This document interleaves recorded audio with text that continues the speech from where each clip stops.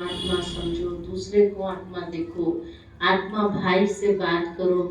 इसके पीछे बहुत बड़ा रहस्य ये है। सबसे पहली बात तो खुद का हमको जो हम भूल गए थे, जो हम हैं वो हम भूल गए थे, वो स्मृति सदा कायम रहना।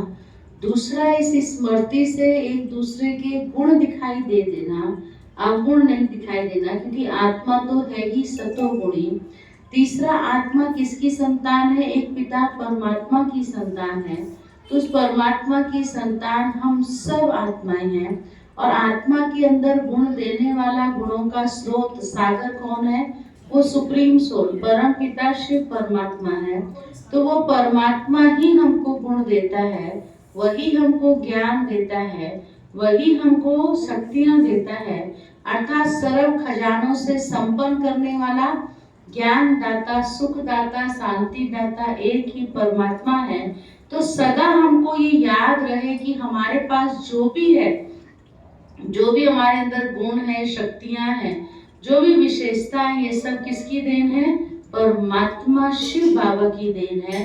तो जब हमें याद रहता है कि उसका दिया हुआ है, तो कभी भी हमें अभिमान आ नहीं सकता। क्योंकि होलिका भी ये भूल गई थी कि ये वरदान मुझे भगवान ने दिया है। लेकिन भगवान ने कहा है कि जब आप इस वरदान को, रोज शिव बाबा हमको वरदान देता है, रोज भरता है हमको, लेकिन जब हम उसके वरदानों को मिसयूज करते हैं, अर्थात अहम भाव में आ जाते हैं, अहंकार में आ जाते हैं, तो वरदान ही हमको क्या करता है? श्रापित कर देता है। अर्थात वो वरदान फिर वरदान नहीं रहता। तो बाबा कहते हैं वरदानों को भी जो बाबा ने आपको दिए हैं, श्रेष्ठ कार्य में लगाओ, अपने जीवन को बनाने में लगाओ, अपने साथ साथ दूसरों का भी जीवन बनाओ। जो आज की मुरली बाबा ने कहा, खुद भी खुश रहो और दूसरों को भी खुशियां दो। यह है सबसे बड़ी बात। जितना आप बांटोगे उतना ये बढ़ेगा। लेकिन वहां जो होलिका को वरदान मिला था, उसने क्या किया? खुशी देने की बात की थी, कल्याण की बात थी? नहीं। जहां नुकसान है किसी का, वह वरदान भी आपको अभिशाप बन जाता है। इसीलिए बाबा कहता है, बहुत सारे एग्जाम्पल हैं, तो बहुत अच्छा लक्ष्मी ने कहा, हर कहानी, हर त्योहार हमको बहुत कुछ सिखाता है। यहाँ तक कि भस्मासुर का भी आपने सुना है, उसको भी वरदान था कि उसको अमर भव का वरदान दिया, स्वयं भगवान ने दिया। लेकिन उस वरदान को भी जब उसने मिसयूज किया, भगवान को ही खत्म करने चला, तो आखिर क्या हुआ? खुद ही खत्म हो गया। तो चाहे हिरण्यकश्यप है, चाहे होलिका है, चाहे रावण है, चाहे भस्मासुर है, ये सब अहंकार में मारे गए हैं। तो इसलिए बाबा कहते आपको अहंकार तक को आने नहीं देना है। कुछ भी हो जाए, हम हमेशा कहते हैं अगर आपको इस ज्ञान मार्ग में आगे जाना है, नंबर 1 बनना है, हीरो पाठधारी बनना है, तो अभिमान को जीरो करके चलो।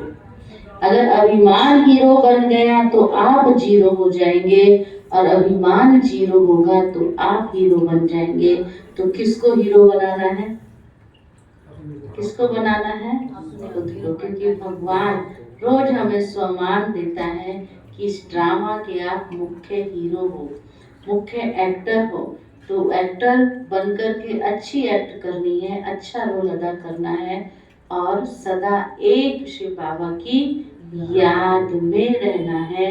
बाबा के याद का, बाबा के प्यार का, बाबा के गुणों का, बाबा की शक्तियों का, ये वैरायटी प्रकार के रंग हैं। क्योंकि आज हम रंगों का त्योहार मना रहे हैं।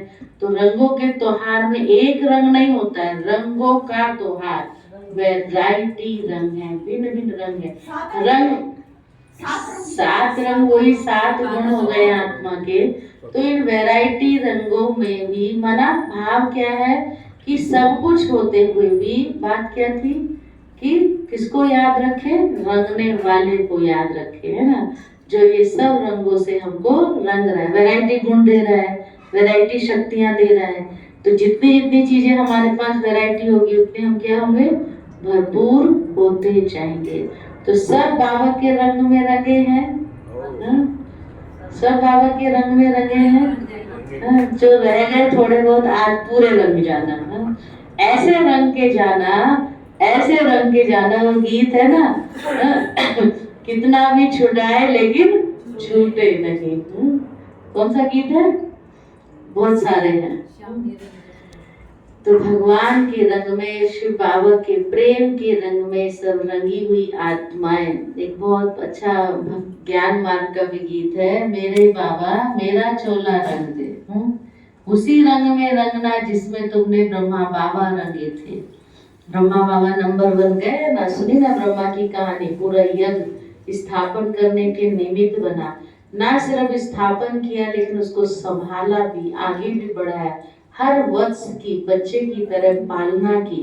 तो ऐसा रंग में रंगना जैसे शिव बाबा आपने ब्रह्मा